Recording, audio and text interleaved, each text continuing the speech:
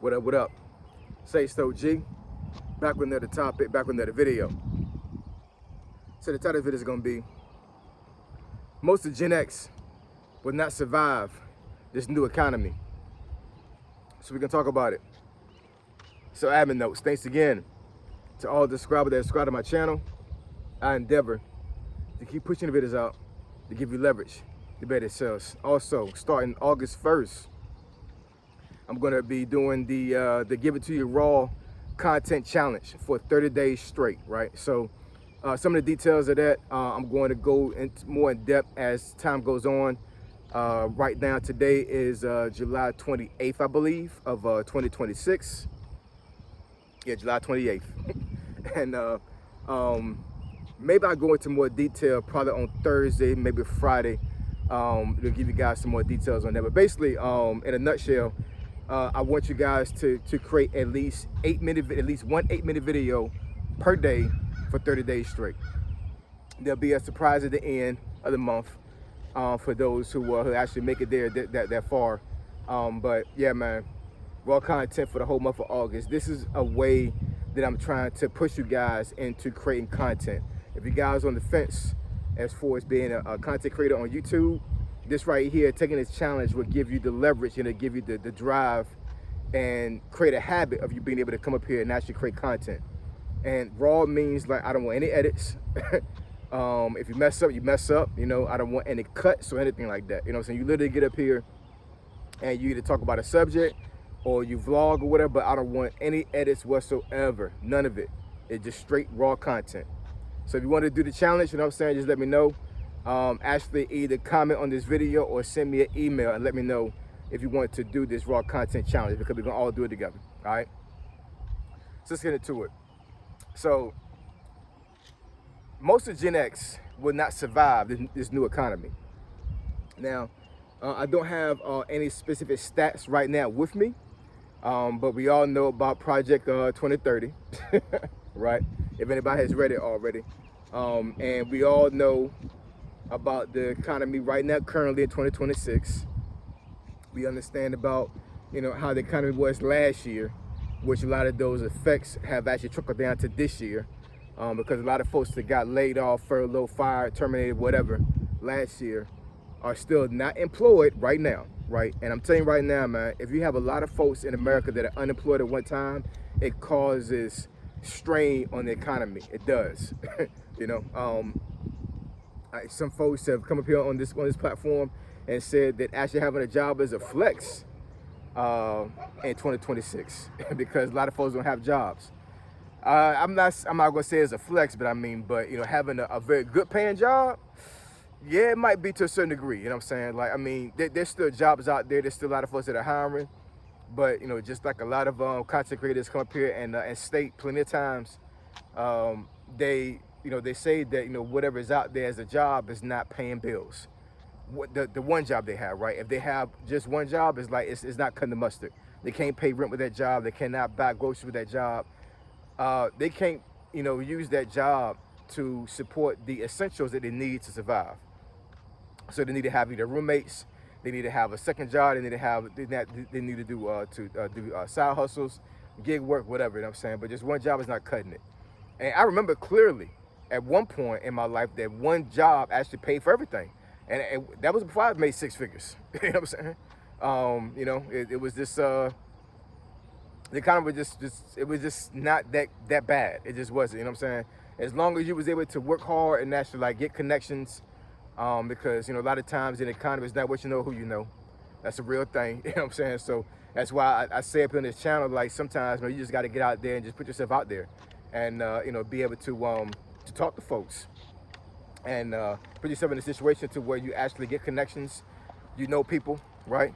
And you know, you just you really navigate your job search and just the way you actually try to make money by just building connections and building a community for yourself.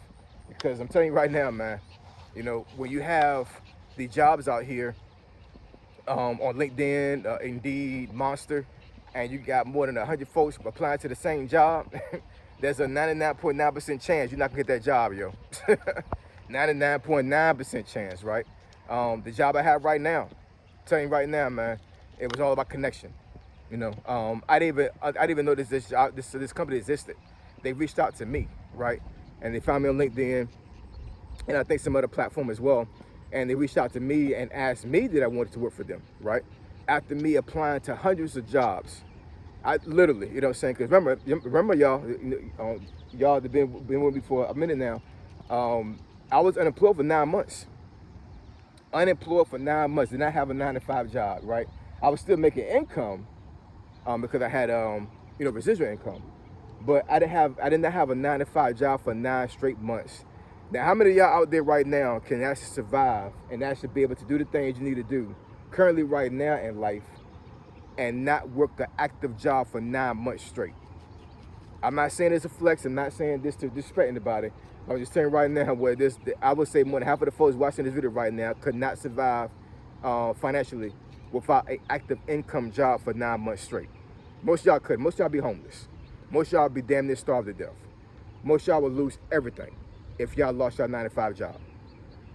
That's just a fact. And the thing is that when you come to the realization of that, especially being a Gen Xer, we don't got a lot of time to build wealth, man. You know what I'm saying? We're not millennials, we're not Gen Z, we're not Gen Alpha. You know what I'm saying? We're all right now in our mid-40s. Every last person that's a Gen Xer right now is at the very minimum in their mid-40s, right? A lot of us are in our early to mid-50s, some in late 50s, some in early 60s, right? And as you get older, it gets harder for you to build wealth. You start running out of time, man. You start running out of time. You are kind of set in your ways. So, a lot of us don't want to pivot to different job fields. Trying to draw some type of disability right now is not going to cut the mustard when it comes to paying bills. So a lot of us will shave off applying for disability because like you're gonna limit your income shovel, because with disability you can't work a job that makes a lot of money because they can cut it off.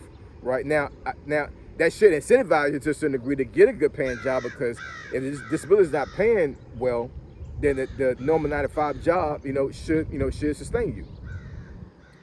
But I know a lot of folks fear that once they get that 9 to 5 job, they're not gonna be able to keep it. And I mean, yeah, jobs are not stable right now, man. Jobs are not stable, right?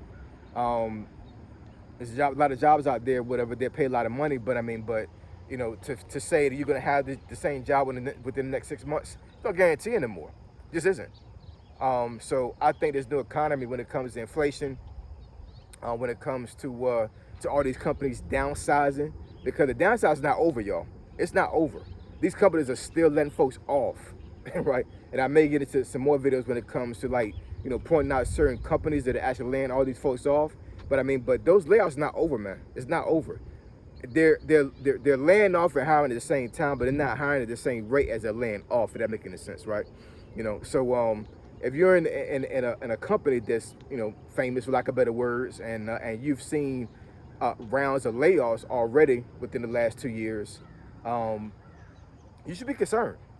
I don't care if you make $200,000 a year. You know what I'm saying? Your income in that company actually puts you as a target. You know what I'm saying? Because they're paying you one person, right, $200,000 a year. Now, you're not gonna sit and tell me that that company is not thinking about replacing your job, or at least trying to find an alternative to paying you that much money based off of AI and some other things. I'm just saying, man. You know what I'm saying? So, the chopping block is not over. Layoffs are still coming.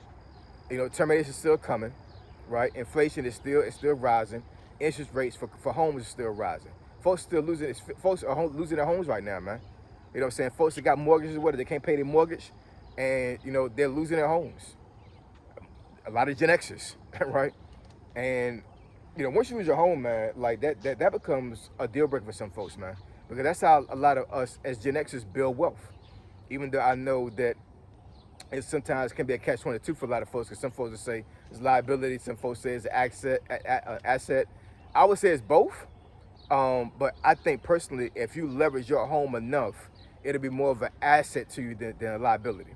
It can be, especially if you're able to pay your mortgage very easily. If you're not struggling with a mortgage, you're not struggling with mortgage.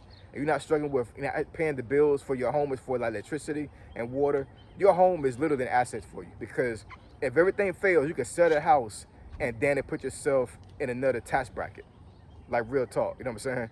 So, even though you haven't paid the house off, you can still sell the home and still make a profit, right? And a lot of folks sell homes, that'll be the most money you ever seen in your life in the bank account.